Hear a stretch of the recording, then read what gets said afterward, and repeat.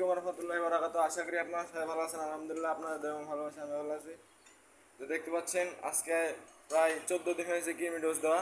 দেখতে পাচ্ছেন M18 plus এবং এই যে 30 ml এর, এবং দেখতে পাচ্ছেন আমি গরুর জন্য একটু ছোটো করে নিয়েছিলাম। এই যে আপনারা যে ডবটা দেখতে পাচ্ছেন, এটা এই যে আপনার এটা কেটে নেবেন, যে নিপিল থাকে উপরে দিয়ে এক্সট্রা করে 3 টাকা কি 4 টাকা নেবে।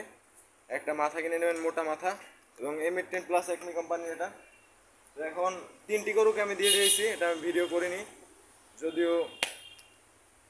এই যে দেখতে পাচ্ছেন এখন আমি ভিডিও করছি।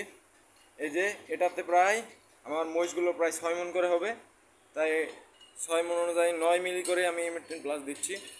দেখতে পাচ্ছেন যে এই যে উঠছে। আপনারা চেষ্টা করবেন যে সিরিজে যাতে কোনো হাওয়া না থাকে। এই যে এসে পড়ছে, এই যে শেষ। এই যে আপনারা এভাবে নিয়ে ঝাঁকিয়ে নেবেন। হয়ে গেছে। তো ওদিক দিয়ে তুমি ঘুরে আসো ক্যামেরাম্যান।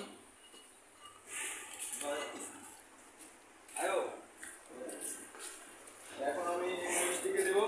এই গরুটিকে আমি 7 মিলি করে দিয়েছি এবং এই মহিষটিকে 9 মিলি। এটাতে 1 মিলি কম পড়েছে, এটাতে 8 মিলি। তো এখন আমি ইঞ্জেকশনটি দিব এবং দেখতে পাচ্ছেন এটাতে নানান প্রকারের ছোটো ছোটো উটার মতো বেরিয়েছে, তাই এটা কাজ করবে। এবং এখন আমি মহিষটিকে এটা দিব। তো দেখাও ক্যামেরাম্যান।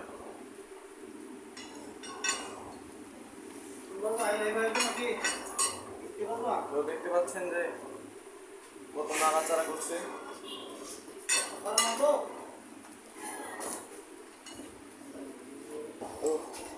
এই যে শুয়ে পড়েছে। তো আমার দেওয়া শেষ। তো পানি আনো, পানি। এই যে আপনারা এভাবে ভালোভাবে দিয়ে দলে নেবেন। দেখতে পাচ্ছেন মহিষটি পাগলা হয়ে গেছে। এই যে তাতে এখন পানি দিয়ে দেবো। আপনার সাথে সাথে পানি দিয়ে ধুয়ে দিবেন। এরপরে আপনারা গোসল করিয়ে দেবেন।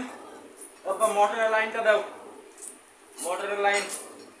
ওই দেখতে পাচ্ছেন এখানে প্রায় গুটির মতো হয়ে গেছে, যাতে ভুলেও মাংস পেশিতে না ঢুকে। এভাবে আপনারা ইঞ্জেকশনটি দিবেন। তো ভালোভাবে মেসেজ করে দেবেন। তো এগুলো দিলে সব জলে খুবই, সবটির ঘাড়িতে আমি দিয়েছি। এই যে মহিষের চামড়াটি খুবই মোটা, আর গরুর জন্য আপনারা ছোট করে কাটবেন। তো আলহামদুলিল্লাহ 4টিকে দেওয়া হয়ে গেছে 30 মিলি M18 প্লাস। তো কালকে আমি লিভার টনিক ইঞ্জেকশন দিব, হ্যাপাভিটা।